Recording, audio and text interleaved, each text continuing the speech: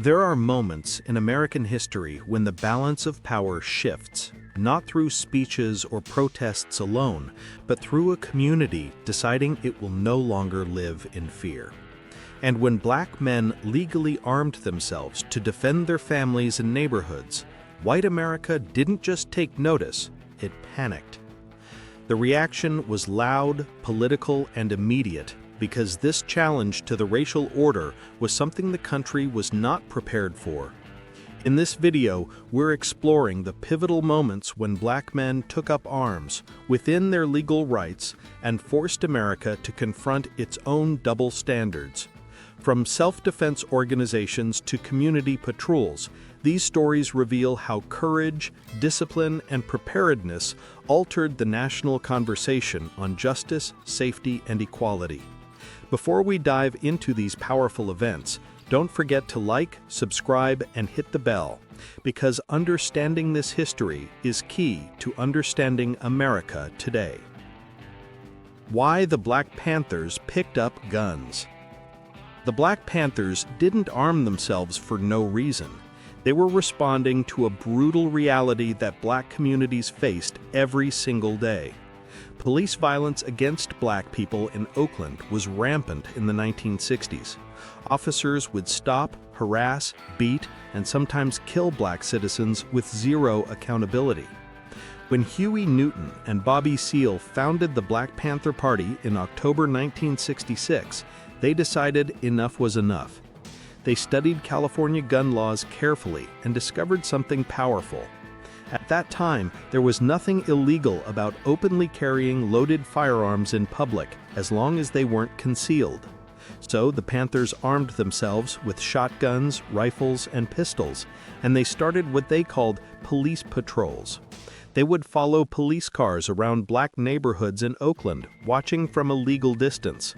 When cops stopped black citizens, Panthers would stand nearby with their guns visible, shouting legal advice to the person being detained. They reminded people of their right to remain silent and made it clear they were there to protect the community. This wasn't random violence or gang activity. This was organized, legal, and strategic resistance against police brutality. The psychological impact was immediate and powerful. For the first time, police officers who were used to terrorizing black communities felt afraid themselves. The community programs behind the guns. What many people don't know is that the Black Panthers were about much more than guns. While the weapons grabbed headlines, the Panthers were running some of the most effective community programs America had ever seen. They created free breakfast programs that fed over 20,000 children every morning before school. They set up free health clinics in neighborhoods that had been ignored by the medical system for decades. The clinics provided basic health care and even tested for sickle cell anemia, a disease that disproportionately affected black Americans but was largely ignored by mainstream medicine. The Panthers organized free clothing drives, offered legal aid to poor families, ran educational programs teaching black history, and even provided transportation so families could visit loved ones in prison. At their peak, the Black Panther Party had 5,000 full-time members organized in 45 chapters across America. They sold 250,000 newspapers every week. Opinion polls showed that 90% of black people in major cities supported them. The Panthers understood that self-defense meant more than just carrying guns. It meant defending communities against poor health care, unemployment, bad housing, and lack of political representation. Their 10-point program demanded land, bread, housing, education, clothing, justice, and peace. But it was the image of armed black men that dominated the conversation and sparked fear among white politicians.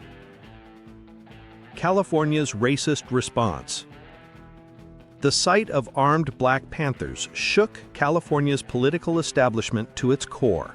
In response, Republican Assemblyman Don Mulford introduced a bill in April 1967 that would ban carrying loaded firearms in public without a permit. Mulford made it clear who the target was, even calling into a radio show where Huey Newton was a guest to say his bill would stop the Panthers. The Panthers understood exactly what was happening. The moment black people used the law to defend themselves, those in power would rewrite the rules. To expose this hypocrisy, 30 Panthers, including Bobby Seale, marched fully armed into the California state capitol on May 2, 1967. Carrying rifles, shotguns, and pistols, they walked directly into the legislative chamber while lawmakers were in session. The dramatic scene made headlines around the world.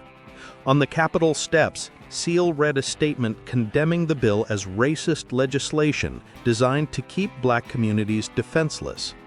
Governor Ronald Reagan, who was present that day, reacted nervously and declared that ordinary citizens shouldn't be carrying loaded weapons, despite later becoming a champion of gun rights. The Mulford Act moved swiftly through the legislature with bipartisan backing, and even the NRA supported it. On July 28, 1967, Reagan signed it into law, making loaded open carry a felony and banning guns from the Capitol. The FBI's war against the Panthers. The government's backlash was severe. J. Edgar Hoover called the Black Panthers the nation's biggest internal threat and launched COINTELPRO to destroy them. The FBI spread lies, planted informants, and worked with police to raid Panther homes and offices. Dozens were arrested on false charges and many were killed.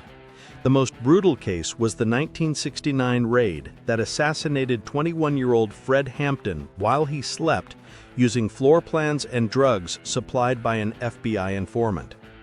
By the end of that year, 28 Panthers were dead, and the organization was effectively broken. The message that still matters. The story of the Black Panthers and armed self-defense exposes a deep American hypocrisy. When white citizens openly carry guns, it's praised as patriotism, but when black Americans do the same, it's treated as a national threat. Politicians who claimed to defend gun rights suddenly supported strict gun control the moment black people armed themselves for protection. Ronald Reagan, Don Mulford, and even the NRA abandoned their principles as soon as the Panthers exercised their legal rights. The Panthers understood that the system was built to keep black communities powerless. By carrying firearms, they exposed the contradiction at the heart of American democracy. But their mission went far beyond guns. They created programs to feed children, offer health care, teach legal rights, and strengthen their neighborhoods, showing what real community protection looked like when the government failed to act. The fear that swept through white America when black men legally carried weapons revealed how fragile the idea of equality truly was. If black people were genuinely treated as equal citizens, their right to bear arms wouldn't have caused panic. Instead, the reaction showed that America has long believed in rights for some, not for all. The Black Panthers forced the country to face this truth, and the backlash they faced proved just how threatening equality was to the status quo. These moments weren't about aggression. They were about protection, dignity, and the basic right to exist without fear. When black men took up arms, they exposed deep contradictions in American society and showed that self-defense can reshape both communities and national dialogue. Their actions still echo in discussions about rights, policing, and freedom. Which part of this history stood out the most to you? Share your thoughts in the comments. I'd love to hear your perspective. If this video gave you a deeper understanding of this powerful chapter in American history, make sure to like, subscribe, and hit the bell, because understanding this history is key to understanding America today.